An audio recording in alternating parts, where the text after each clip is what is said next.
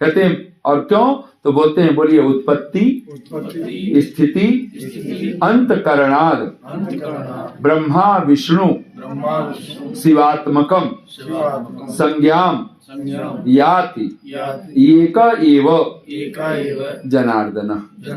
पर वहां तुम हो एक अगोचर, कोई अर्थ पढ़ना नहीं, बस तुम हो एक अगोचर, बस हमें घुमाए जाना है। बस जितनी बढ़िया से आरती घुमा ली, हो गई आरती। अब बोल रहे हैं तुम हो एक अगोचर, तुम हो एक भी कह रहे हैं, फिर भी कोई आंख नहीं खुलती, तो फिर कौन कह सकता है। तो कहते हैं उत्पत्ति करता है, इसलिए भगवान का नाम ब्रह्मा है। स्थिति करता है, पालता है, पोसता है, उसकी रक्षा करता है, इसलिए उसका नाम विष्णु है। और वही अंतकरणाद, अंत करने वाला, उसको नष्ट करने वाला, संहार करने वाला भी कोई और नहीं है। मृत्यु का भी कोई देवता है, वो शिव है, महादेव है। तो कहते हैं संज्ञाम, या ये संज्ञा है, संज्ञा मतलब नाम। ब्रह्मा विष्णु महादेव ये नाम भर है, स्वरूप किसका, सबका कैसा है, एक ही है। वो देवता कितने हैं, एक ही हैं। इसलिए हम लोग बोलते हैं माता पिता सब कुछ कहते कहते अंत में क्या बोलते हैं, त्वमेव सर्वम मम देव देव। त्वम कहा, वहां पर यूयम नहीं कहा है, एक वचन में ही बोला है, आप मेरे सर्वस्व हो। फिर कैसा, अद्वितीय, एक कह करके आगे और शब्द स्पष्ट कर दिया। वो परमात्मा कैसा है, अद्वितीय। अद्वितीय माने कैसा हुआ, अ माने नहीं, द्वितीय माने दूसरा कोई उस जैसा है ही नहीं। ये हर पल एक मस्तिष्क में रहे। और यहां तक कि ऋषि ने लिखा है मुक्ति क्या है, तो कहते हैं मुक्ति अर्थात ईश्वर की प्राप्ति। बहुत गहरे में मुक्ति का मुकुल बहुत सीधा सा अर्थ है, जब आप आजाद हो गए तो ईश्वर को प्राप्त हो गए, स्वतंत्र हो गए, आपको भगवान मिल गया। और भगवान मिलती ही जो मिलता है उसकी अब हम कल्पना नहीं कर सकते हैं। उस समय तो फिर क्या घटना क्रम होता है, जब कोई दुख नहीं बचता, कोई पीड़ा नहीं बचती, और हमारे जीवन, हमारी आत्मा उस परम आनंद को प्राप्त हो जाती है जब सच्चिदानंद स्वरूप है। इसलिए ऋषिदेव दयानंद को बहुत ज्यादा जो प्रिय शब्द है, बोलिए ओम सच्चिदानंदेश्वराय नमो नमः। ये सत्यार्थ प्रकाश में सबसे पहला वाक्य अगर कुछ है तो यही वाक्य है, सच्चिदानंदेश्वराय नमो नमः। तो कहते हैं सर्वशक्तिमान है परमात्मा, कभी गलत नहीं करता है, अशुभ करता ही नहीं है। उसके कर्म में कोई अशुद्धि नहीं है, छल नहीं है, कपट नहीं है, अन्याय नहीं है। तो इसका मतलब वो अपने कार्यों को करता है, उसमें सर्वशक्तिमत्ता के साथ करता है। सब प्रकार की शक्ति, सब प्रकार का बल अगर है कहीं पर, और वो कभी न्यून नहीं होता, कभी कम नहीं। हम लोगों की ताकत है जो सुबह रहती है वो दोपहर में हो सकता है ना रहे, दोपहर में रहे वो सांझ तक जा करके, जो स्फूर्ति एक समय रहती है वो दूसरे समय में आकर के कम हो जाती है, धीरे धीरे रात तक आते थे, बस अब तो विश्राम ही करना है। पर परमात्मा ऐसा कभी नहीं थकता है, वो सदा सर्वशक्तिमान है। ऐसे तत्व की अब हमने कल्पना तो कभी की नहीं, और यही तत्व हमें भी मिल जाता है अगर हम उस जैसा हो जाए, तो उसके जैसा बन जाए तो बहुत कुछ वैसा ही हो जाता है। हम राम जी को देखते हैं तो वही गुण दिखाई देता है। अगर कोई पूछे भगवान होगा तो कैसा होगा, तो कहना चाहिए राम जी जैसा होगा, कृष्ण भगवान जैसा होगा। अगर शिव जी के प्रति अगर चरित्र का कुछ पता है तो शिव जी जैसा, महाराज जैसा होगा। अगर ऋषियों की तुलना में कहें तो कहेंगे पतंजलि जैसा होगा, कपिल जैसा होगा, कणाद जैसा होगा। और नहीं देखा हो तो महर्षि देव दयानंद जैसा कहो, कुछ तो है ना वो। तो उस अर्थ में आकर के तो फिर कहते हैं वो निराकार। अच्छा, हम कौन है, हम कौन है, हम भी निराकार हैं। शरीर तो सबका, अच्छा शरीर आज था, अब कभी इतने बड़े हम लोग भी थे, जो बच्ची है गुड़िया है, इतने ही बड़े थे, इससे भी छोटे थे, पैदा हुए, बढ़ते गए बढ़ते गए। अच्छा, शक्लें, साइंस कहती है 7 वर्षों में पूरा शरीर हमारा मर जाता है, उसकी जगह दूसरे सेल्स आ जाते हैं। अब वो रोज आईना देखते रहते हैं तो हम कभी ऐसे, और एक बार अचानक एक बार आदमी को 7 साल बाद आईना देखे, 14 साल बाद देखे, 21 साल बाद, खुद ही कांप जाएगा कि मैं ये कौन है। तो हम कितनी बार बदले हैं, हम खुद को रोज रोज आईना देख देख के हम कहते रहते हैं मैं वही हूँ। अच्छा, जो बचपन में शरीर था, शक्ल था, सूरत थी, आज 60, 70, 80 के हो गए, वही सूरत शक्ल है? नहीं है, सब कुछ बदल गया। तो क्या मैं बदल रहा हूँ? हम लोग कहते हैं मैं वही हूँ जब मैं 5 साल का था, मैं वही हूँ जब मैं 20 साल का था, मैं ऐसा था, मैं वही हूँ जो 50 साल। ये प्रतिभिज्ञा कौन कर रहा है? मैं वही हूँ, वो आत्मा है और वो परिवर्तित नहीं होता है, वो निराकार है। परमात्मा परम निराकार है, उसको परम आत्मा है, हम आत्मा है। तो हम सब जगह नहीं है, हम एवरीवेयर नहीं है, लेकिन वह एवरीवेयर है। दूसरा, सर्वत्र व्यापक है, हम सर्वत्र नहीं है, हमारी सीमा है। जिस शरीर में रख दिया उस शरीर को भी पूरा पूरा नहीं जान पाते, और तो दूसरी बात छोड़। अनादि है, अनादि मतलब ईश्वर कैसा है? जिसका कोई आदि नहीं है। आदि होगा तो अंत भी हो जाएगा, आदि मतलब आरंभ, तो उसका विनाश भी हो जाएगा। परमात्मा कैसा है? अनादि है, जिसका कोई आदि नहीं है। हम ऐसा कहें कि अगर परमात्मा हो तो उसका कारण क्या? उसका कारण तो ये फिर अनवस्था दोष लग जाएगा। तो बोला नहीं, वो अनादि है और अनंत है, जिसका अंत नहीं है, जिसका नाश भी नहीं होता और जिसकी सीमा भी नहीं है, और सत्य गुण वाला है। उसके गुण कैसे हैं? सत्य। और कहते हैं जिसका स्वभाव, अब यहां तक मान लो अभी सारे जो लक्षण गिनाए, अद्वितीय, सर्वशक्तिमान, निराकार, सर्वत्र व्यापक, अनादि और अनंत। आदि माने और भी कुछ रह गया हो, है ही, अभी तो असंख्य गुण है। तो कहते हैं ऐसे सत्य गुण वाला कौन है? ईश्वर है। दूसरा कहते हैं जिसका स्वभाव क्या होता है? आदत हम बोलते हैं ना, इनकी तो इनका स्वभाव है जी, ऐसे हम बोलते हैं, मतलब उसका अपना अस्तित्व, अपना होनापन, वो कैसा है? तो कहते हैं जिसका स्वभाव क्या है? अविनाशी। अविनाशी मतलब नष्ट नहीं होता। जिसका स्वभाव है वो अविनाशी है, शाश्वत है, वो सनातन है, ऐसे भी कर सकते हैं। दूसरा स्वभाव में क्या गिना है? ज्ञानी। ज्ञानी जिसको हम कहते हैं, उसका स्वभाव कैसा है? ज्ञान गुण से युक्त है वो। तीसरा अगला लक्षण कहते हैं आनंदी। उसका स्वभाव कैसा है? जैसे आपने कुछ लोगों के चेहरे ऐसे होते हैं, वो जैसे लगे ना भी मुस्कुरा रहे हो ना, हंस रहे हो, तो भी लगता है चेहरा भगवान ने स्माइलिंग फेस इसको बोल देते हैं हम लोग। मैंने इनका फेस ही ऐसा भगवान ने जैसे मुस्कुराते ही गए हैं, मुस्कुरा ही रही हैं, मुस्कुरा ही रहे हैं। अब जैसे अरुण गोविल ने जो राम जी का एक्टिंग किया है, उसका जो स्माइलिंग फेस था बहुत अद्भुत। राम जी को तो नहीं देखा, लोग उन्हीं की आरती उतारते थे।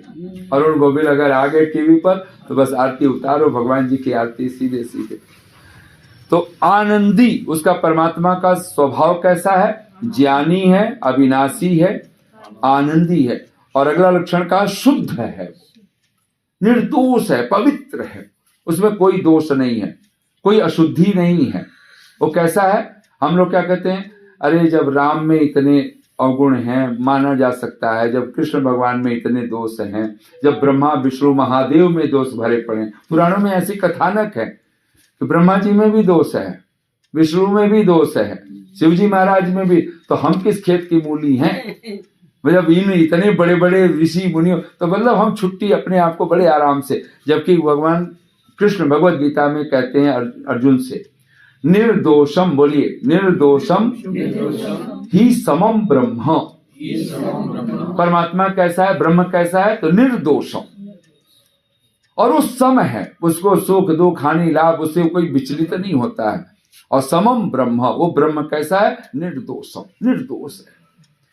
तो जो परमात्मा है वो निर्दोष है, शुद्ध है, पवित्र है। और फिर अगला लक्षण लिखा न्यायकारी है। न्यायकारी का मतलब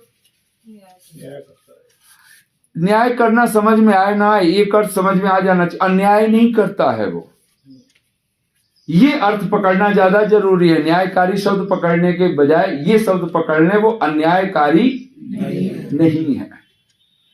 जब भी हमारे जीवन में कुछ दुख आए, पीड़ा आए, चाहे घर में, परिवार में, शारीरिक, मानसिक, आत्मिक, किसी भी तरह का दुख आए, तो क्या सोचना चाहिए? नहीं, अन्यायकारी नहीं है। जो दुख आ रहा है वो किसके कारण आ रहा है? चाहे हमें सास मान लो ऐसी मिल गई, बहू ऐसी मिल गई, बेटा ऐसा मिल गया, तो हम लोग कहते हैं भगवान ने हमें ही दे दिया है। और सबको तो बड़े बड़े लायक लायक बच्चे पकड़ा दिए, पति पकड़ा दिया, सब के सब बहुत सुंदर हैं, और हमारे सब निकट्टू, सब नालायक, सब इकट्ठे हो गए हमारे पास में। ऐसे बहुत सारे, और हम सबके मन से निकलता रहता है, क्योंकि ये सोचते हैं कि बच्चे तो हमने तो बनाए नहीं, हम जान के बनाते तो बनाते ही नहीं, नालायक को कौन बनाता है। लेकिन इसका मतलब जब ऐसी कुछ घटना हो, ध्यान देना, जो चीज परमात्मा ने हमें दे रखा है उसके ऊपर उंगली उठाने का कोई अधिकार नहीं है। पर जैसे मान लो उसके दिए का मानो अनादर है, वो भगवान की सबसे बड़ी पूजा है। भगवान ने जो माँ बाप दे दिए, भगवान का स्वरूप मान करके बैठ जाओ। जिन संतानों को दे दिया उनको भी भगवान की तरह उनकी पूजा, उनके जो कर्तव्य है, जो ड्यूटी है, आप पूरा का पूरा निभा दीजिए उसके ऊपर। और जो दुख आया है तो सोचो कि हमने पिछले किसी जन्म में हमने किसी को दुख दिया होगा, आज उसकी भरपाई करने का अवसर आया है, तो भैया तू दे ले, अब आगे नहीं बढ़ाना है। मैंने भाव कथा सुनी, मुझे वो पसंद तो नहीं है, लेकिन मैं कहूं, कहते हैं कि एक कसाई, अब पसंद तो आ ही नहीं सकता, कसाई की कहानी कौन कहे, अब वो रोज पशु पक्षियों को काटता था। तो कहते हैं उस कसाई के वहां कुछ मेहमान हो गए, अब वो खाने वाले तो थे ही मीट मांस। तो उसने सोचा कि अब मेहमान आने थे तो रात को ही आने थे, तो उसने वो काटने ही वाला था, तो उसने सोचा कि अगर हम इसको काट देते हैं तो काट देंगे तो मांस बासा हो जाएगा, रात भर फिर पड़ा रहेगा, फिर सुबह, और वो मेहमान आने वाले बंद हो गए, पता चला, खबर आ गई वो मेहमान कल सुबह आएंगे। उसने सोचा कि बकरे का जो हम गर्दन काट रहे हैं ना, तो ऐसा करते हैं कि इसको कट लगा देते हैं, और पूरा कट नहीं लगाएंगे, छोड़ देंगे इसको, क्योंकि हलाल और हराम ये मूर्खों का, कमी दुष्ट लोगों का एक शब्द है। हलाल क्या है, काट करके तड़पा तड़पा करके जब मारते हैं तो कहते हैं हलाल है ये, और जब झटके में मार देते हैं, एक झटके में प्राण पखेरु उड़ जाए, कहते हैं हराम है ये। तो उसने वो गर्दन पे उतारने, अभी वो बात ही कर रहा है वो, कि आज ऐसा करते हैं ना, गर्दन काट देते, नहीं पूरा नहीं काटेंगे तो मरेगा एकदम से नहीं, तो सुबह तक मरेगा, फिर उसमें अंतिम समय में उसका जो गर्दन उतार देंगे तो जो मांस होगा वो ताजा होगा। और वो बकरे ने सुन ली। अब कहानी ये है, बकरे ने सुन ली ये बात उस कसाई की। और कुछ लोग कहानी कहते हैं सदना कसाई के नाम से, जो बाद में सदना भक्त बन गए। अब जो कहानी क्या मुझे नहीं उसमें जाना। तो सदना कसाई ये कह रहा है कि मैं कट लगा के छोड़ दूंगा रात भर। तो बकरे ने कहा भाई सदना, ये बात ठीक नहीं है, ये जन्मों जन्मों से चल रहा है, तुम मुझे काट रहे हो, मैं तुम्हें काट रहा हूं, तुम मुझे काट रहे हो, फिर मैं तुम्हें काट रहा हूं, और अभी जो तुम एक नया शुरू करने, अभी तक तो काट देते थे, तड़पा के ही काटे, लेकिन काट दिया, 10 मिनट लगा, आधा घंटा लगा, लेकिन तुमने काम पूरा कर दिया था। अभी तुम नया काम करने जा रहे हो क्या, कि अब इसी समय काट दोगे और फिर रात भर मैं तड़पता रहूंगा, फिर सुबह तुम मुझे काटोगे, ये नया अध्याय शुरू करने जा रहे हो, बहुत कुछ होगा। और कहते हैं ये सदना को सुनाई दे गया, बकरे ने बोला और उस सदना कसाई को ये सुनाई दे। अब ये बात कहावती हो सकती है, अलंकारिक हो सकती है, कुछ ऐसा अनुभव कर लिया होगा, ऐसी प्रेरणा हो गई, भगवान ने मानो कह दिया सदना तू क्या करने जा रहा है, और वो प्रेरणा हुई। तो अब वो कहते हैं रुक गया, और उसी दिन कहते हैं उसने कसाई का काम ही छोड़ दिया।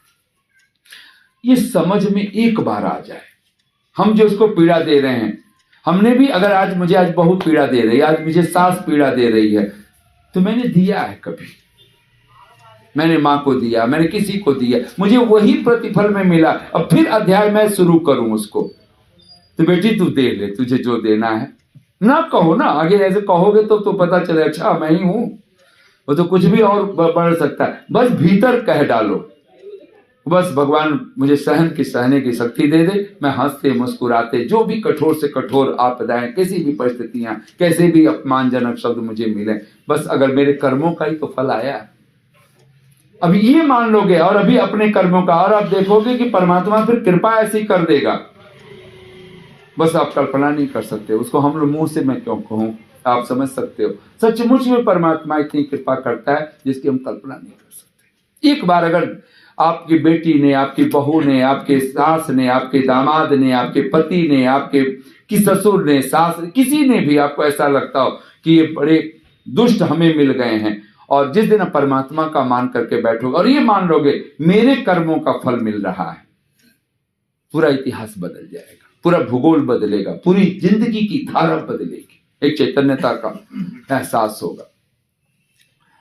तो यहां पर भगवान कह रहे हैं कि परमात्मा कैसा है, न्यायकारी है, वह अन्याय करता ही नहीं। तो जब अन्याय नहीं करता है तो अब ऐसे परमात्मा के हाथ में मैं हूं जिसने कभी अन्याय किया ही नहीं, और वो अभी भी हमें देख रहा है, क्यों नहीं बचाएगा, क्यों नहीं रक्षा करेगा, वो इतनी जबरदस्त रक्षा करेगा। फिर हमें दुख में भी, हम लोग 2 पंक्तियां बोला करते हैं, जिसपे तेरा कर्म नहीं होता, बोलिए एक बार, ये उर्दू अरबी फारसी में जाकर के कर्म शब्द कृपा का अर्थ लेता है।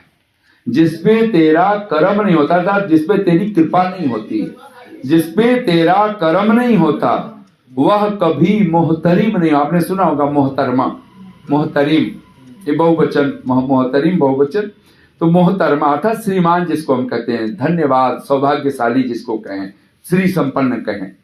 जिसपे तेरा कर्म नहीं होता, तेरी कृपा नहीं होती, वह कभी मोहतरिम नहीं होता। पा लिया राज ये जिंदगी जिसने, जिसने जीवन जीने का राज पा लिया, पा लिया राज ये जिंदगी जिसने, उसको मरने का गम नहीं होता। खुश जो तेरी रजा में रहता है, खुश जो तेरी रजा में रहता है, उसको गम में भी गम नहीं होता।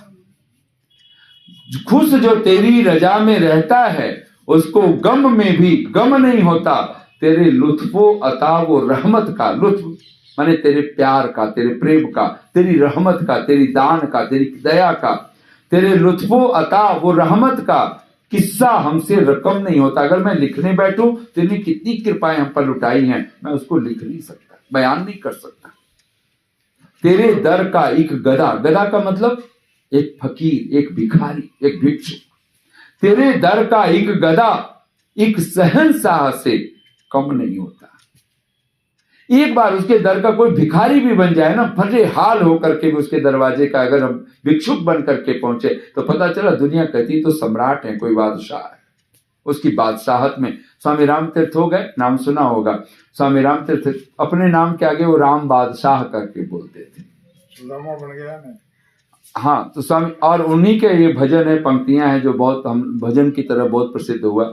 तेरे करम से है बेनियाज, तेरे करम से माने तेरी कृपा से, तेरे करम से है बेनियाज, कौन सी शय मिली नहीं, झोली ही मेरी तंग थी, तेरे यहाँ कमी नहीं, तेरे देने में कमी नहीं थी। तू तो करीम था, करीम है, तू तो करीम है, कृपालु है। सचमुच में परमात्मा की कृपा, उसकी महिमा, उसकी अगर कृपा की बात करें तो अद्भुत रूप से, तेरे कर्म से है बेनियाज, कौन सी शय मिली नहीं, झोली ही मेरी तंग थी, तेरे यहाँ कमी नहीं। मेरी झोली में, मेरी पात्रता में। एक 2 पंक्तियां बोल लीजिए। तेरे कर्म में कमी नहीं, तेरे कर्म में कमी नहीं, करीम है तू, करीम माने कृपालु, महाकृपालु। तेरे कर्म में, तेरी कृपाओं में, तेरे कर्म में कमी नहीं, करीम है तू, कसूर मेरा है, कसूर मेरा है, झूठा उम्मीदवार हूं मैं, कसूर मेरा है, झूठा उम्मीदवार हूं। अगर कुछ कमी रह जाए जीवन में, स्वभाव में, तो समझिए कि मेरी उम्मीदवारी में, मेरी पात्रता में कमी है, उसके देने में कमी नहीं है। हम ही भिखारी हैं तो झोला लेके, फटे झोले लेकर के पहुंच गए, और जबकि वो तो दाता है, वो तो सब लुटा रहा था, हम ही नहीं ले पाए। तो अगली पंक्ति ईश्वर के लिए क्या कह रहे हैं, जिन्यायकारी, और अगला शब्द लिखा दयालु, और अजन्मा आदि है, अजन्मा है, क्योंकि जन्म लेगा तो फिर वो भी मरेगा। तो परमात्मा इसलिए हम लोगों ने क्या किया, जिनको अवतार घोषित किया, बोले प्रकट भय कृपाला, जन्म नहीं लिया, वो प्रकट हो गए। तो ये कहना पड़ेगा ना, अगर आपको, अगर ऐसी कोई तत्व, ऐसा कोई जीव आता है कोई, और जो विदेह, कोई भाव प्रत्यय समाधि वाला, तो वो उस तरह का ऋषि ध्यान, इसी में पढ़ रहा था, कोई धर्मात्मा माता पिता के गर्भ में कोई संतान आती है, वो संतान गर्भ में, आप क्या सोचते हो, गर्भ में जितने जीव आते हैं सब एक जैसे सुख दुख भोगते हैं? अब जैसे मान लो कोई महल है, कोई कोठी है और एक झोपड़ी है, तो झोपड़ी वाला जो बच्चा होगा निसंदेह उसको खाने पीने के 1000 चीजों के उसको प्रॉब्लम होंगे कि उसको दूध नहीं मिल रहा है तो फल नहीं मिल रहा है, ये मिल रहा है तो वो नहीं मिल रहा। कोठी में है सब मिल रहा है। अब वो अलग बात है कि अगर वो कोई बात नहीं, और अगर वो है तो वहां उसको सब कुछ मिल रहा है। बेटा ठीक हो? ठीक है। हाँ, तो लेकिन आप एक चीज जो ऋषि ने इसमें पुनः प्रवचन में लिखा है और वो बोला है, जो ऋषि ने बोला शब्द है वो क्या है, अगर एक धार्मिक माता पिता है तो आप जानते हो जब गर्भ ठहर जाता है तो पुंसवन संस्कार होता है, सीमंतोनयन संस्कार होता है। पुंसवन में भी और सीमंतोनयन में भी दोनों पति पत्नी को, दोनों को खाने का पीने का सारे व्यवहार आपको उनको बदलने होते हैं। खाने पीने में वो ध्यान रखना होता है, मुझे क्या खाना है, ब्राह्मी लेना है, ये सूंघना है, ऐसी दिनचर्या रखनी है खान पान की, तीखा नहीं खाना है, रुक्ष भोजन नहीं करना है, ये सब बातों का ध्यान रखा जाता है। पुराने जमाने में लोग रखते थे। लेकिन अगर कोई पैशाचिक वृत्ति का कोई माता पिता है, मांसाहारी हैं और पागलपन करने वाले लोग हैं, तो उनके गर्भ में जो बालक है, बालिका है, जो भी है, उनका खान पान भी उल्टा है। वो बीड़ी पीना वो नहीं छोड़ेंगे, सिगरेट पीना वो नहीं छोड़ेंगे, शराब पीना वो नहीं छोड़ेंगे, और मिर्च मसाले तीखे उल्टे सीधे खाना पीना उनका नहीं छूटना है, उनके कुकर्म नहीं छूटने हैं। अब वो सब कौन सह रहा है? वो बच्चे को। किसके कारण हो रहा है? जन्म के, वो जो जीव के भी जो कर्म है, पाप जैसा जीव, जो जीव में भेद हो रहा है कि एक आत्मा, अब हम कहें तो सब माँ के पेट से जन्म सब एक जैसे सुख दुख भोग रहे हैं, नहीं भोग रहे हैं। कोई तो माँ ऐसी है कि उसको पलक पावड़े की तरह से लोग संभाल के रहे हैं, अरे बेटा तू ये खाना है, माँ भी भेज रही है, लड्डू बना के भेज रही है, कुछ बना के भेज रही है, और एक माँ को कुछ मिल ही नहीं रहा है। उस बच्चे का पैदा हो रहा है, उसके फिर पैदा होने के बाद भी कुछ नहीं मिल रहा है। ये सब चीजें भी हमारे कर्मों का फल हैं यहाँ पर। लेकिन वो परमात्मा कैसा है? वो अजन्मा है। तो जन्म की पीड़ा, हम लोग जब भगवान कृष्ण की कथा सुनते हैं तो वो लोग उस समय रो रहे होते हैं, जब देव की वसुदेव से उस समय, और कुछ लोग ऐसे कि मेरे भगवान को कितना कष्ट हो रहा होगा। तो भगवान कैसा है? अजन्मा। और उसका कोई भक्त पैदा होता है उसको भी कष्ट नहीं होगा, वो भी उसमें होश में हो सकता है। बहुत सारे बच्चे हैं जो, अब जैसे अभिमन्यु आदि की बात की जाती है, बहुत सारे बचपन में अपने बचपन की बातें याद रखते हैं। कुछ लोगों को 5 वर्ष से पहले की भी बातें याद होती, 3 वर्ष 2.5 वर्ष की आयु में भी मेरे साथ किसने कैसे क्या व्यवहार किया, मुझे कौन कैसे प्यार करता था, वो अनुभव होता है। तो जितनी याददाश्त, और ये बहुत अगर विलक्षण प्रतिभा हो, जीवात्मा हो, तो बहुत कुछ पाए। जैसे कहा जाता है, न काल नियमो वामदेव वत, यानी वामदेव ऋषि हुए, उनके लिए कोई काल नियम, न काल नियमो, कि क्या उनको इतना समय लगेगा मोक्ष में जाने में, या इस तरह की परिस्थितियां होंगी, नहीं होता है। आगे लिखते हैं, जिसका कर्म, यानी परमात्मा के कर्म क्या है? जगत की उत्पत्ति, जगत को बनाना, रचना, पालन और विनाश करना। परमात्मा के कर्म क्या है? जगत की उत्पत्ति, पालन और विनाश करना। यानी अब एक बात तो पक्का कर लो, अगर मस्तिष्क में बैठ जाए, जगत को बनाने वाला, जगत बनाने वाला से परमात्मा बना के बैठ गया है कहीं, कभी भी बना रहा है, अभी भी बना ही रहा है, रोज बना रहा है, रोज पालन कर रहा है, रोज संहार कर रहा है। कोई दिन ऐसा है जिस दिन कुछ उत्पन्न ना होता हो? कोई दिन ऐसा है जिस दिन कुछ रक्षा ना हो रही हो किसी चीज की? कोई दिन ऐसा है जिस दिन नष्ट ना हो रहे हो, मर ना रहे हो? कोई दिन नहीं होगा जिस दिन शमशान घाट, किसी दिन ऐसा मरघट नहीं हो सकता खाली पड़ा हो। ठीक है, वो महामारी बीमारी जब आती है तो थोड़ा ज्यादा हो जाती है संख्या में, लेकिन रोज हो रहा है। अरबों खरबों की जनसंख्या में रोज मर रहे हैं, रोज जी रहे हैं, और रोज सब कुछ हो रहा है। तो कहते हैं कि कर्म, जिसका कर्म क्या है? परमात्मा का जगत की उत्पत्ति, पालन, पालन मतलब रक्षा, पारक्षण धातु से, तो रक्षा, जिसकी रक्षा सुरक्षा करते हैं, और वो पालन पोषण सब कुछ आ जाता है उसी में। और विनाश करना, तथा सर्व जीवों को, सर्व जीवों को मतलब सब जीवों को, मनुष्य आदि सब प्राणियों को, पाप पुण्य के फल ठीक ठीक पहुंचाना है। अच्छा, अब एक बात बस मस्तिष्क में रखनी चाहिए, सर्व जीव का मतलब यहां पर कह तो दिया है, लेकिन मनुष्य ही है जो पाप पुण्य का फल भोगता है, और सब जीव हैं वो केवल अपने कर्मों का फल भोग रहे हो, तो उनको पाप पुण्य, अब अगले उनके कर्मों के कारण कोई पाप पुण्य निर्मित नहीं होता है। वो अपना फल भोग लेंगे और उनके बाद वो केवल भोग योनियां मानी जाती है। मनुष्य योनि कौन सी है? वो भोग योनि भी है, उभय योनि बोलते हैं, वो कर्म योनि भी है और भोग योनि भी है। तो परमात्मा जीवों को पाप पुण्यों के फल ठीक ठीक पहुंचाता है, मतलब इतना न्याय कोई नहीं धरती पर कर सकता। आप यहाँ एक बात मस्तिष्क में, बहुत सारे विद्वान मिलते हैं, हो सकता है इसमें विवाद हो, मैं इस विवाद में मुझे नहीं पढ़ना है। इस धरती पर किसी के साथ अन्याय होता ही नहीं है, जो कुछ होता है, क्योंकि परमात्मा है। परमात्मा अगर वो रक्षा करने पर आए तो सामने वाला अन्याय करता रह जाएगा, वो परमात्मा उसकी रक्षा कर देगा, और रक्षा करता है। जितनी रक्षा उसने ऋषि दयानंद की है, और अंतिम मृत्यु में भी जो रक्षा कर दिया, और कल्पना नहीं कर सकते। हम लोग क्या देखते हैं? हम लोग आधा देख रहे होते हैं, जब आप पूरा देखोगे तो क्या समझ में आएगा। मैं एक उदाहरण दूं कि मान लीजिए हमारा ये जो शरीर है, हमने अभी एक कपड़ा, एक कुर्ता पहन लिया है, ये कुर्ता हमारा 10,000 का हो मान लो, और मैं चला कहीं से, रास्ते में जा रहा हूं, अचानक कोई दुर्घटना घट जाती है, मेरा ये कुर्ता एकदम छत बिछत हो गया बिल्कुल, लेकिन मेरी स्किन को एक खरोंच तक नहीं आई, तो मेरी रक्षा हुई है कि क्या हुआ है? रक्षा हुई है। लेकिन कुछ हम ऐसे भी ना समझ हैं, वो कहेंगे 10,000 का था, एक खरोंच आ जाती ना तो क्या होता, अगर उसको तो मरहम पट्टी कर लेते, 100, 200, 500 में ठीक हो जाता।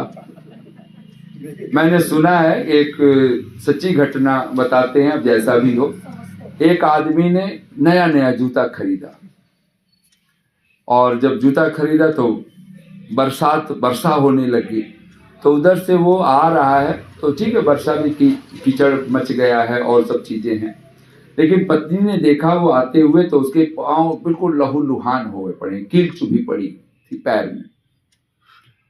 उसने कहा, महाराज ये जूता किस लिए खरीदा है? आखिर में जूता खरीदा, जूता हाथ में लेके, उसने कहा, भगवान का लाख लाख शुक्र है कि मैंने आज जूता नहीं पहना था, जूता बच गया, आज ही तो खरीदा था। अब सोचो, कील का क्या है? कील निकल गया, टिटनेस की सुई लगवा लेंगे, मुफ्त भी मिलती है, सरकारी अस्पतालों में चले जाएंगे, मुफ्त में टिटनेस के इंजेक्शन लग जाएंगे, और 150 का मरहम पट्टी हो गया, वो भी मुफ्त हो सकता है। तो 100 का काम है, मेरे हजारों रुपए का मेरा जूता बच गया। अब इसको क्या कहेंगे? मूर्ख कहेंगे, बुद्धिमान कहेंगे? जूता पहनते किस लिए है? ताकि मेरे पैरों में चोट ना लगे। लेकिन हम जूते की फिक्र हम करने वाले हम लोग हैं, पैर की फिक्र हमारे जीवन में नहीं है। ये मूर्खता, ये बढ़ चुकी है, इतनी बढ़ चुकी है जब पूछो मत। हमारी आत्मा बच जाए, हमारा मन, शरीर को चोट लग जाए। अच्छा, भगवान कृष्ण भगवद गीता में क्या कह रहे हैं? वासांस जीर्णानि यथा विहाय नवानि गृह्णाति नरोपराणि। जैसे मनुष्य अपने नए वस्त्र पहनता है और जीर्ण शीर्ण पुराने वस्त्रों को त्याग देता है, तो शरीर क्या है? वस्त्र। वस्त्र कट सकता है, पिट सकता है, जलेगा, टूटेगा, मिटेगा, सब कुछ होगा, गलेगा, सूखेगा, सब कुछ होगा, वायु सुखा देगी, पानी गीला कर देगा, सब कुछ होगा, शस्त्र छिन्न भिन्न कर सकता है, लेकिन आत्मा का कुछ नहीं बिगड़ता। इसीलिए गोस्वामी तुलसीदास जी लिखते हैं, हमारी जो परंपरा है, हमारी जो देव संस्कृति की परंपरा है, वेद की संस्कृति की परंपरा है, तो क्या है? रघुकुल रीति, बोलिए, रघुकुल रीति सदा चली आई, प्राण जाई पर वचन न जाए। वचन बच गया, आज्ञा पालन हो गया, वचन हमने नहीं टूटा, तो समझो हमारी आत्मा की रक्षा हो गई। अच्छा, उस समय तो कुछ लोग ये भी कहने वाले थे, अब दशरथ जी महाराज ही नहीं रहे, प्रभु जी अब तो लौट चलो। जिनके कारण, जिन्होंने वचन दिया था, उनके खुद को प्राण पखेरु उड़ गए, अब तो बचे नहीं, अब तो वापस लौट चलिए। लेकिन राम जी ने कहा, अब तो और ज्यादा महत्वपूर्ण हो गया वचन निभाना, कि जिस वचन के कारण ही तो प्राण पखेरु उड़े हैं।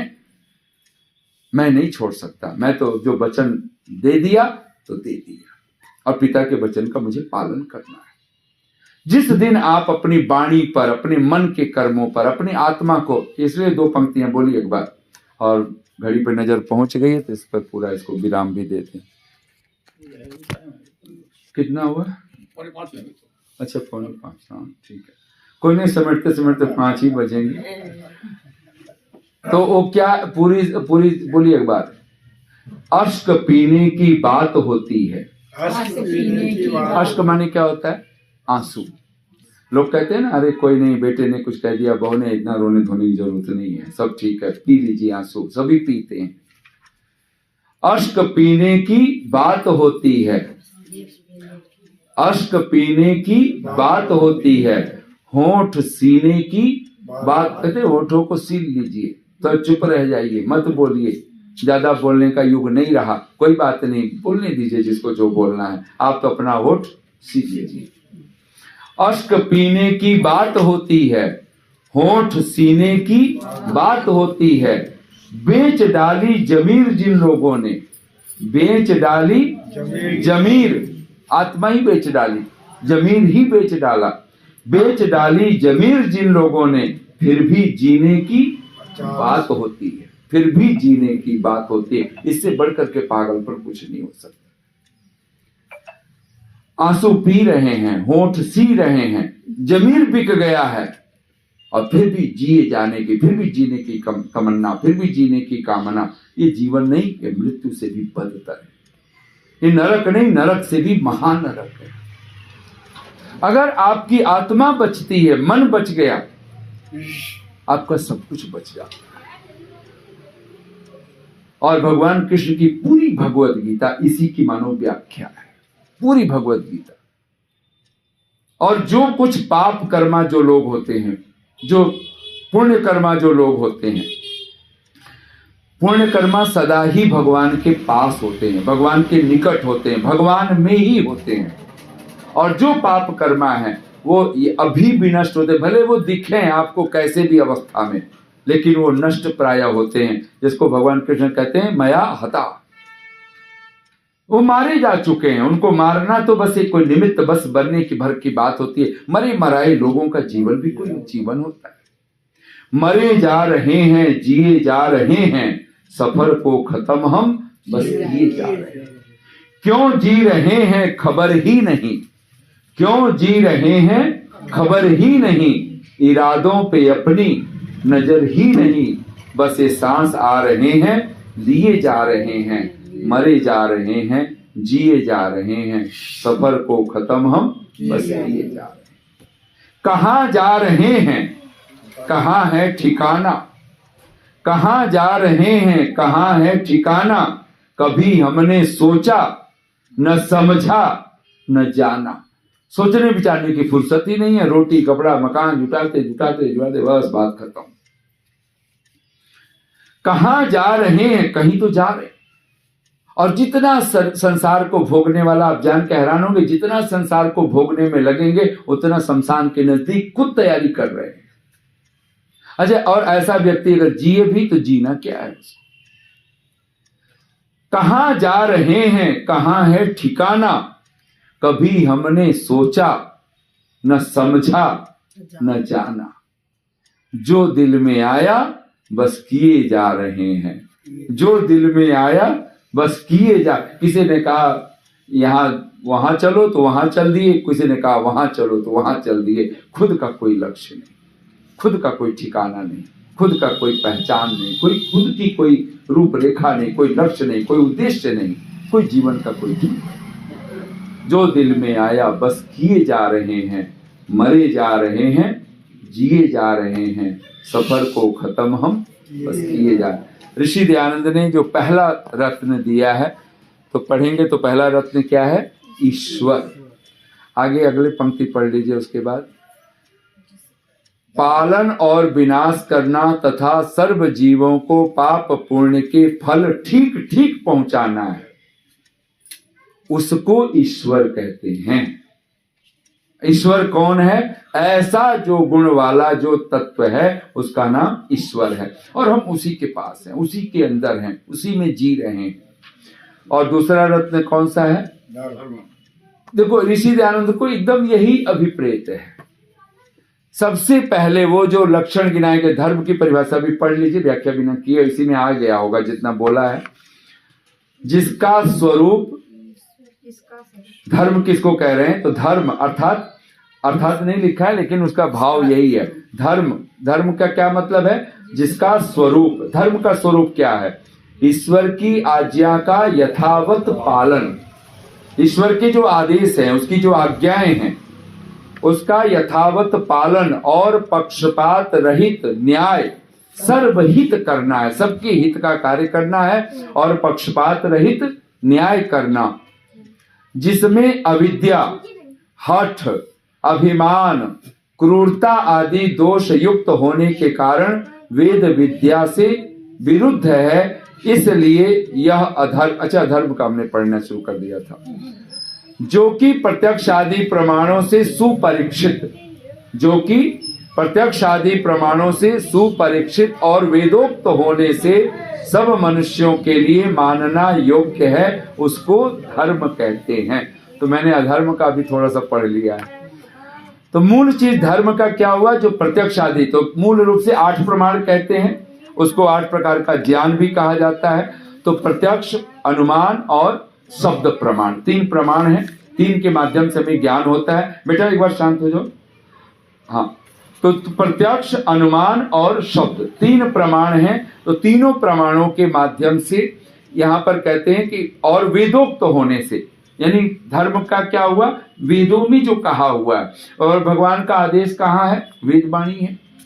तो वेद क्या है? इसलिए कहते हैं अगर आप वेदों को पढ़ते हो, अगर मान लो माँ ने, पिता ने कोई हमें आदेश दिया और हमने उसको तत्क्षण हमने, अच्छा माँ ने, आप क्या चाहिए आपको, तो आपने 3 बातें, 4 बातें, 5 बातें लिख दी, बेटा जाना ना तो आप ये ले आना, ये ले आना, ये ले आना। और अगर बेटा वो सारी चीजें कागज पे लिख ले, बेटा कहे कि माँ मैंने पूरा लिख लिया है, नोट कर लिया है, और मैं जब आते समय आऊंगा तो ले आऊंगा। माँ खुश होगी कि नहीं होगी? भगवान भी ऐसे खुश होता है जब हम पढ़ते हैं। अच्छा भगवान का आदेश क्या है? तो एक मंत्र में लिखा, गायत्री मंत्र हमने पढ़ा, विश्वानिदेव हमने मंत्र पढ़ा, हिरण्यगर्भ पढ़ा, जो भी मंत्र आप पढ़ रहे हो उसमें कुछ लिखा हुआ है।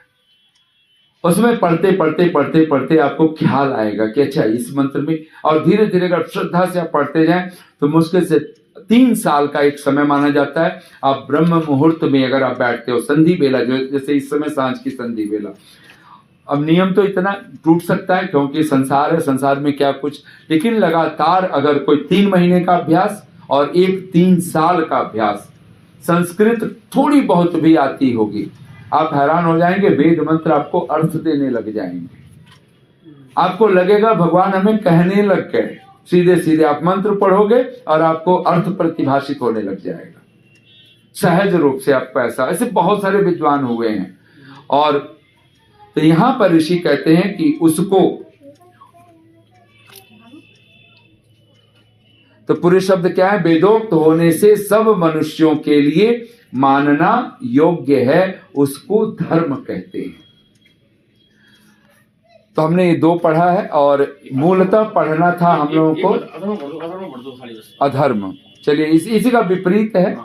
तो कहते हैं जिसका स्वरूप ईश्वर की आज्ञा को छोड़कर, माने ईश्वर के आदेश को छोड़कर, और पक्षपात सहित, पक्षपात क्या होता है? ये मेरा है, ये तेरा है, तो पक्षपात हो गया भाई मेरे बेटे का, तो अगर उसने कुछ बुरा भी किया है तो कोई नहीं, इसको तो छुड़ाना है, इसकी तो रक्षा करनी है, इसको तो मेरा है ना, तो इसको तो सब देना ही देना है। तो पक्षपात सहित, एक और छोटा सा उदाहरण हास्य में आएगा कि अगर एक बार पुराने जमाने में ना बच्चे, जैसे कई बार जेठानी देवरानी सब एक साथ में ही होते थे, आज भी मान लो थोड़ी देर के लिए, तो कभी कोई जा रहा हो, अचानक जाना पड़ जाए 1 दिन के लिए, 2 दिन के लिए, तो लोग कहते हैं कि वे अपने बेटे को ना उसके भाभी के पास छोड़ के चले जाते हैं। तो देवरानी जेठानी किसी के पास हम छोड़ के चले गए। अब स्वभाव जेठानी देवरानी का अच्छा ना हो, मान लो अब छोड़ के चले गए, उसने कुछ कहा भी नहीं, उसने कहा ठीक है हम भी तो छोड़ के जाते हैं, कोई बात नहीं, ठीक है। एक पड़ोसी महिला आ जाती है और उसने पूछा कि बेटा ये कौन है, ये जो रह रहा है? उसने देखा ही नहीं था, वो कहीं और दूसरे मोहल्ले में रहते थे, दूसरी जगह रहते थे, वो छोड़ के चले गए। बोले मेरे देवर का या मेरे जेठ का बेटा है। बोले अच्छा है, कैसा स्वभाव, ठीक है इसका बच्चे का? बोले नहीं जी, इतना पेट्टू है, रोटी बनाए जाते हैं, खाए जाता है, मेरा तो खाता ही नहीं। हाँ, मेरा तो खाता ही नहीं, हम तो उसको 2 रोटी 2 फुलके पे, 1 फुलके पे ही अटक जाता है, उसको कहते हैं। और इसको अरे पूछो मत, बस हम बनाए जा रहे हैं, बेले जा रहे हैं रोटी, 1 रोटी हो गई, 2 रोटी हो गई, 10-10 रोटियां खा जाता है। अब ऐसा ये जो ढंग है, ये क्या है? कुछ नहीं खा रहा है। हाँ, लेकिन शिकायत जो भीतर मन में ना मेरा तेरा जो बना हुआ है, ये पक्षपात वाला जो ढंग, ये बहुत बुरा है, ये कभी नहीं होना चाहिए। तो कहते हैं कि जो, और इसमें अधर्म की परिभाषा में कहते हैं ईश्वर की आज्ञाओं को छोड़कर, ईश्वर का जो आदेश है, आदेश क्या है? अच्छा, कोई बता सकता है आप में से ईश्वर का आदेश क्या है, आज्ञा क्या है? पहली बात, ये जो 5 हमारे पास ऋषि ने इतना कुछ बहुत साफ साफ कह दिया, और ये 10 नियम दे दिए, या तो उसमें आज्ञा देख लो, अथवा कम से कम 5 महायज्ञ हैं। ये 5 महायज्ञ जो प्रतिदिन मनुष्यों को करने के लिए कहा गया है, ये भगवान का आदेश है।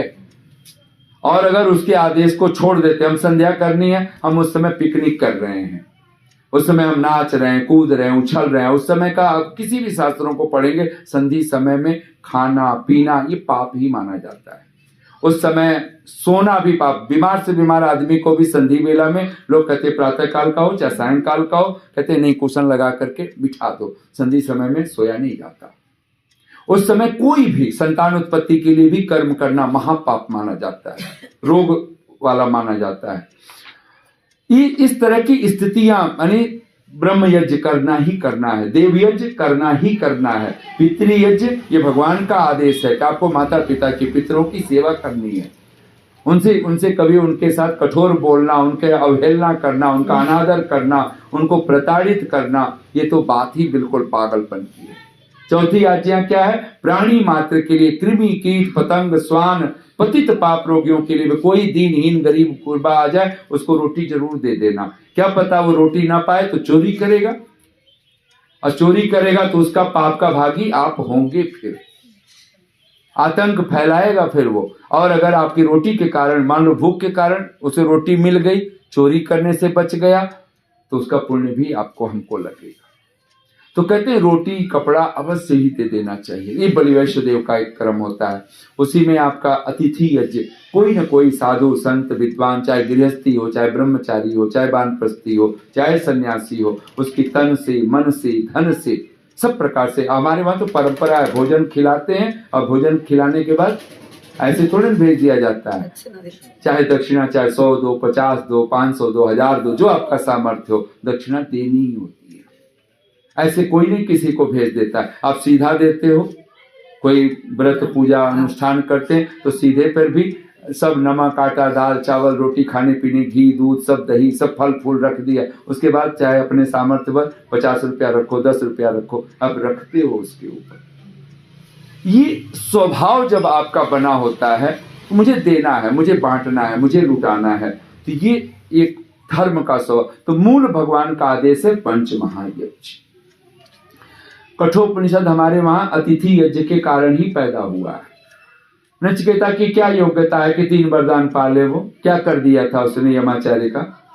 3 दिन उपवास किया था, आचार्य यम वहां थे नहीं, और बोले कोई ब्राह्मण बालक, कोई अतिथि हमारे घर रहा हो और 3 दिन से भूखा प्यासा बैठा हो, तो कहते हैं कि जिसके घर कोई अतिथि यज्ञ अगर कोई करता है, अतिथि का सम्मान करता है, उसके घर से दुख दरिद्रता सब मिटती चली जाती है। मुझे बहुत अच्छा लगा, मैंने कोई व्याख्या नहीं की थी। हम मुनि जी जब आए तो बोले कि, मैंने कहा क्या प्रोग्राम है, मैं तो पहली बार आया, घर में रखा था कार्यक्रम, तो बोले आचार्य जी बस ऐसा होना है कि हमने तो सोचा कि कार्यक्रम, लेकिन पता नहीं है कितने लोग आएंगे, हो सकता है कि मैं ही और मेरी पत्नी और 1-2 कुछ लोग बैठे, तो हो सकता है, लेकिन मेरी है कि अतिथि यज्ञ हमने करना है, साल में 1-2 बार, तो हम कहाँ रोज अतिथि आते। ये शब्द वेद जिज्ञासु जी के, मुनि जी के थे। अतिथि यज्ञ हर एक को करना चाहिए, और इसीलिए अमावस्या और पूर्णिमा को तो अवश्य ही विद्वानों को दान पुण्य आदि आपको करना ही चाहिए, और यज्ञ तो विशेष रूप से करनी ही चाहिए। ऋषि के शब्द संस्कार विधि में अभाग्य से यदि प्रतिदिन अग्निहोत्र नहीं करते हैं, अभाग्य शब्द लिखा है। अब अगर हम अभाग्य है जब हम प्रतिदिन नहीं करते हैं, अगर, और इसका मतलब सौभाग्य है अगर हम प्रतिदिन करते हैं, तो कहते हैं अभाग्य से जो प्रतिदिन नहीं करते हैं उनको चाहिए कि अमावस्या और पूर्णिमा का यज्ञ याग अवश्य करें। अभाग्योदय लिखा है। हाँ, अभाग्योदय, बिल्कुल। तो ये जो अधर्म की जो परिभाषा कहते हैं, तो कहते हैं अन्यायी होकर के, आज्ञा को छोड़ और पक्षपात सहित अन्यायी होकर के, अन्याय अर्थात अन्याय करते हुए होकर के, बिना परीक्षा करके अपना ही हित करना, केवल अपना, भाई मेरा हित सदता है, मेरे शरीर, मेरी आत्मा, मेरे परिवार, मेरे लोगों का हित सद है, दूसरे का भाड़ में जाए, मुझे अन्याय करना है, ये अधर्म का लक्षण है। जिसमें क्या होगा, अविद्या होगी, हठ होगा, अभिमान, क्रूरता आदि दोष युक्त होने के कारण वेद विद्या से विरुद्ध है। इसलिए यह अधर्म सब मनुष्यों को छोड़ने के योग्य है, इससे यह अधर्म कहलाता है, कहाता है। ठीक है, तो ये आपने तो 37वां बोला था, मैं तो उसको देख रहा था, सृष्टि। हाँ जी, तो एक हमने भूमिका बांधी है, और ये आप लोग अगर पढ़ेंगे सचमुच में ऋषि दयानंद और वो ईश्वर अब कहाँ रहता है, तो हमने पढ़ लिया था। हमें लगता है अभी भी हमारे पास तो है नहीं, कहाँ है ऐसा ईश्वर, हमने तो कभी देख ही नहीं सकते हैं ऐसे ईश्वर को। अब बोलिए 1-2 पंक्तियां और फिर वाणी को हम लोग विराम भी दें। इंसान में भगवान है, इंसान में भगवान है, भगवान में इंसान है, भगवान में इंसान है। कल हम लोग शायद बोल रहे थे कि रानी मछली के एक उपमा उदाहरण दिया था कि मछली बोली कि मुझे सागर देखना है, तो रानी मछली जो है उस मछली को धक्का दे दिया था और तब तड़प रही थी रेत के ऊपर और मुझे पुकार रही थी, तो बोले देख वहीं से सागर है। और जब दूसरी लहर में रानी मछली ने जब उसे ले लिया, पा गई, और तब बोले कि अब जो तू है इसमें सागर में ही, हमने सागर से कभी अलग हुए ही नहीं, हम भगवान में ही हैं, हम भगवान से कभी दूर हुए नहीं। जब भगवान से दूर हुए तभी दुख हुआ है। दुख पीड़ा का एक और अनुवाद कर लीजिए, अर्थ कर लीजिए, जब भी दुख आए, पीड़ा हो तो क्यों आया। एक बार मैं एक यात्रा करता था, तो एक बिल्कुल मेंटल ही था वो, लेकिन उसने 2 पंक्तियां बोली और मैंने उसको उस समय नोट किया था, मुझे आज भी शायद स्मरण वो आ जाता है। बोलिए, हमें फुर्सत नहीं मिलती, हमें फुर्सत नहीं मिलती आंसू बहाने से। आंसू बहाने। अच्छा, आपको पता है हम लोग कब तक हंसते हैं, कब तक हम खुश दिखाई देते हैं? जब तक कोई पराया दिखता है। कोई पराया हमारे पास आके बैठ जाए, घंटा 2 घंटा 4 घंटा, तब तक हम ठीक दिखाई देते हैं, है ना। कोई अपना बैठ गया जिससे आप अपने मन की सब भड़ास निकाल सको, ऐसा कोई बैठ जाए तो क्या होगा जी, फिर तो दुखी, अरे बस पूछो मत, पत्नी ऐसी, पति ऐसा, बच्चे ऐसे, बस सारी जिंदगी नरक बनी पड़ी है, सब दुख का ही रोना होता है ना। हमें फुर्सत नहीं मिलती आंसू बहाने से, गम पास आ बैठे, गम पास आ बैठे तेरे से दूर जाने से, गम पास आ बैठे तेरे से दूर जाने से। दुख है, दुख नजदीक आके बैठ गए, दुख हम दुखों ने घेर लिया। क्यों घेर लिया? क्योंकि तू उससे दूरी बना ली। जहां वो है वहां तो आनंद है, और जहां वो नहीं है, इसलिए एक गोस्वामी जी के बहुत मुझे गोस्वामी जी वेद की व्याख्या करते हुए लगते हैं। और मैं तो एक समय लगभग 6 महीने मैंने पूरा तुलसी राम, तो मैंने पहली जो पुस्तक लिखी राम गीता लिखी थी, और मस्तिष्क में ये था कि राम जी के उपदेश लोगों को नहीं पता है, राम जी ने किसको क्या कहा। गीता है तो कृष्ण भगवान का उपदेश है, तो राम जी का क्या उपदेश है, तो पहली पुस्तक हमने राम गीता लिखी थी। पर सौभाग्य दुर्भाग्य जो भी कहिए, वो एक बार छपी और सब बट गई। उसके बाद दूसरा संस्करण उसका छपा, जब उसकी बड़ी प्रशंसा बहुत सारे विद्वानों ने उसकी की है। यहाँ तक तो उसकी प्रशंसा साध्वी ऋतंभरा, सुधांशु जी महाराज, आदित्यनाथ जी योगी जो उस समय सांसद होते थे, अब तो मुख्यमंत्री हैं यूपी के, उन्होंने भी और भी बहुत सारे लोगों ने उसकी प्रशंसा की, पर मैं दोबारा दूसरा संस्करण उसका छाप नहीं पाया।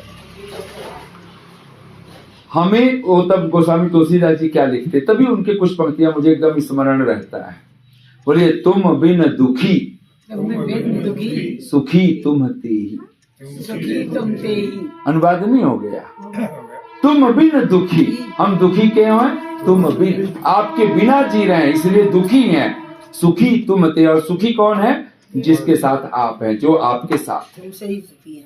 वही सुखी है। नानक दुखिया सब संसार, सो सुखिया जे नाम आधार। जिसने भगवान के नाम का पल्ला पकड़ लिया, भगवान को पकड़ लिया, वो सुखी है, और जिसने भगवान को छोड़ दिया वही दुखी है। और इसी बात को आप आर्योदेश आर्याभिविनय पढ़िए, ऋषि दयानंद का, जिसमें वेद भाष्य करते हैं वो।